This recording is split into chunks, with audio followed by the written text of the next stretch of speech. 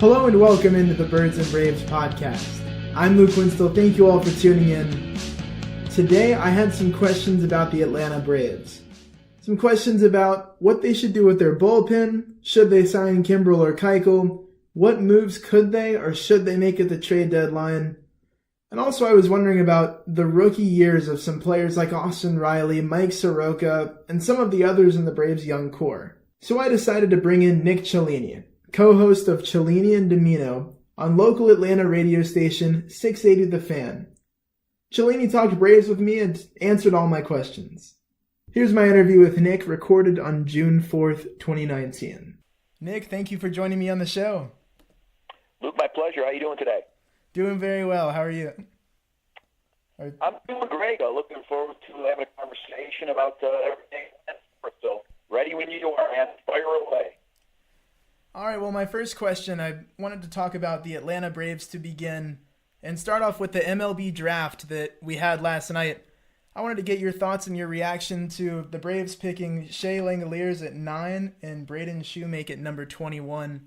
What did you think of the first round for the Atlanta Braves?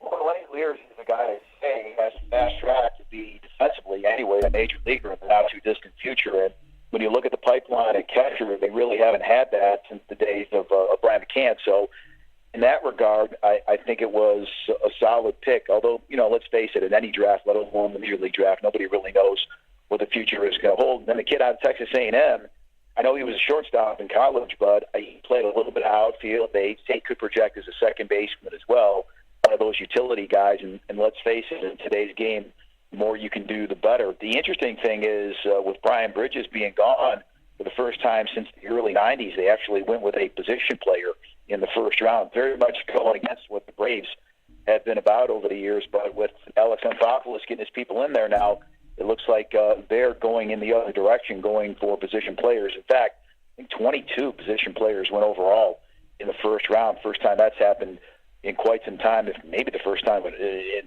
the history of the amateur draft. When you look at the Braves pipeline, I see a lot of pitchers in that top 30. Do you think part of it is just trying to get some of the other guys, other positions and position players in there and among your top guys? Yeah, I think so. I mean, the theory is when you take a bunch of pitchers, let's say you have 10 pitchers that you take in the first or second round, the assumption is, 7 out of 10 are going to flame out. If you can get 3 of them to be bona fide major leaguers, let alone 2 of them be bona fide stars somewhere down the line, you're doing okay. But the minor league system, when you think about the draft choices, because of the international scam and everything else with John Coppolella when he was here, they're going to pay the price somewhere down the line. So they need to start stockpiling position players as well, and they can ill afford to miss because they're very limited with what they can do on the international level now. So you're talking about these domestic players like the kids that they drafted in the first round last night or on Monday night. They have to come through right away. If not, you're kind of behind the 8 ball if you're the Braves, unlike maybe some other organizations who still have that international pull. Everybody, I'm sure you've seen this on your Twitter account, every Braves fan, whenever the bullpen blows a game or gives up runs, they want Kimbrel. They're commenting, they're telling everybody, the Braves want Kimbrel. He's out there to be signed. Dallas Keuchel is also out there, former Astros starter. The Braves are rumored to have interest in him along with New York today. So what are your thoughts there? Is it a good idea for the Braves to sign either or both of them? Well, I think Craig Kimbrel to a 3-year deal. I mean, people are in love with the Craig Kimbrel, and rightfully so. That was here closing for the Braves a few years ago. But don't forget, last year, he wasn't the same pitcher. In fact, it was Chris Sale who closed out the World Series. It wasn't Craig Kimbrel because the Red Sox can no longer count on him.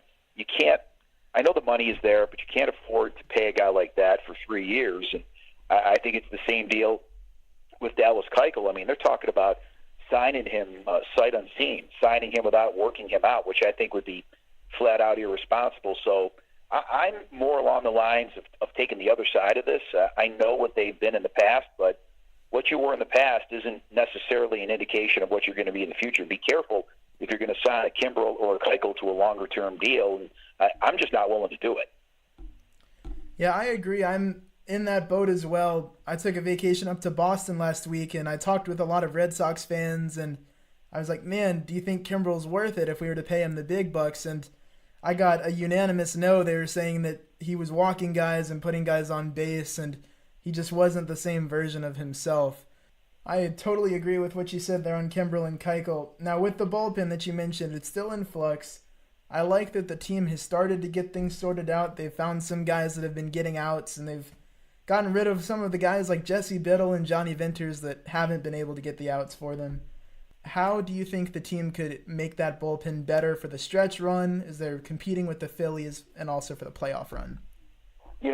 I think, and it's going to be crazy to say, but I think a guy like A.J. Minter, who's been pitching very well, quietly pitching very well down to AAA, is going to have to come back and find some of his magic. I know that Brian Snicker said he really didn't have a spring training. Well, neither did Mike Soroka, and that really hasn't affected him so far. The control problems, the mental problems, I think that's the biggest thing with this bullpen, especially at home. They seem to press a lot more at home than they do on the road. Somehow, some way, they're going to have to get over that psychological barrier.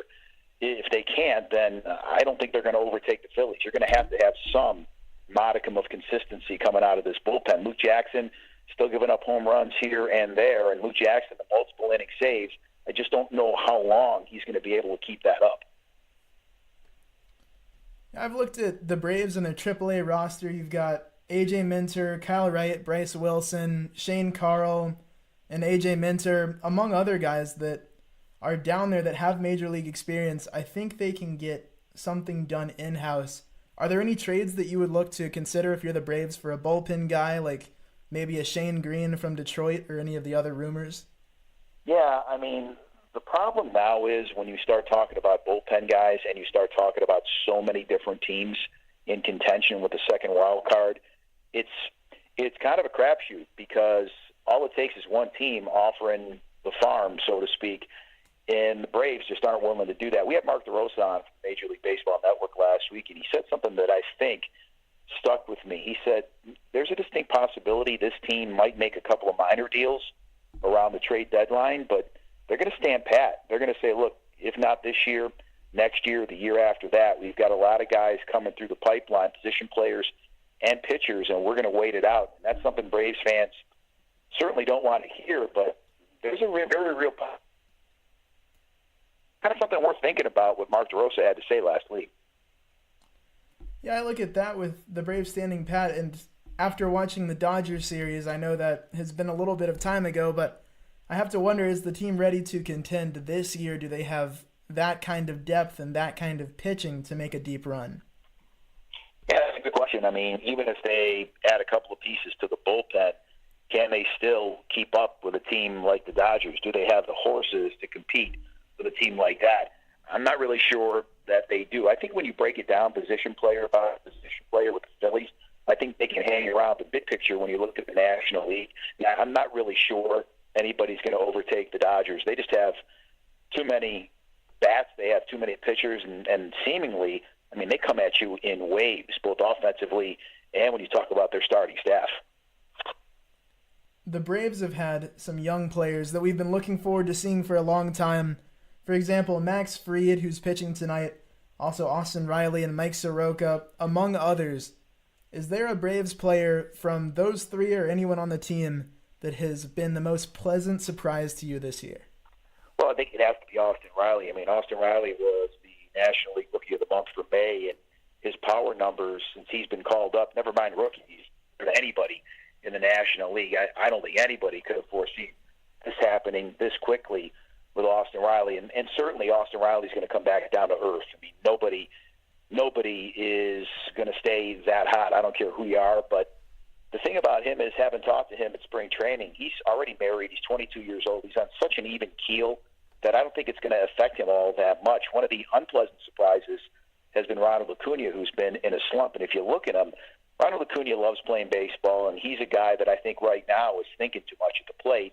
And they say that about just about any baseball player. Once you start thinking too much, that's when you get into trouble. And I think if you see it, his body language, the look in his eyes, Acuna is doing way too much of that right now. He has to somehow, some way get back to basics and just have fun out there and be a free swinger and play baseball.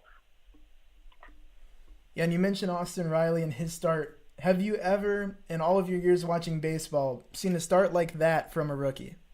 No. I mean, even when Ronald Acuna first came up, he was the talk of the town, but nothing like this. I mean, he's setting records left and right, and the discipline that he has at the plate, for everybody talking about the power numbers, the hit that he had in San Francisco, that extra inning game a couple of weeks back when he had an 0-2 count and he drove the ball the other way, I mean, that's something you don't see very often. Look, he's going to strike out a lot. That's just how he's built. That's how the modern baseball player, in fact, is built. But there's some plate discipline there as well, and to me, that's been the most pleasant surprise when you talk about Austin Riley.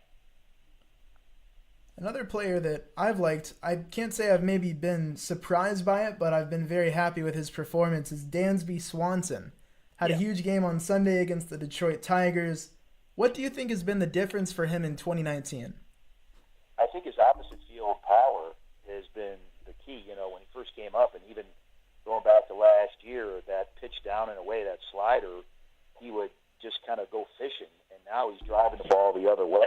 Again, continue that, then really there's no holes in his swing. And again, he's not going to be a guy that's going to hit for a high average. He's just not that type of player. But if you're talking about a guy in the two-hole who's going to hit 25 home runs and drive in over 100 runs, and that guy being Dansby Swanson, I don't think anybody saw that coming. So if he hits 265 and he puts up power numbers like that, certainly that's something everybody's willing to take. But again, that down and away pitch was the hole in his swing, and that hole is no longer there. So to me, that's the biggest difference.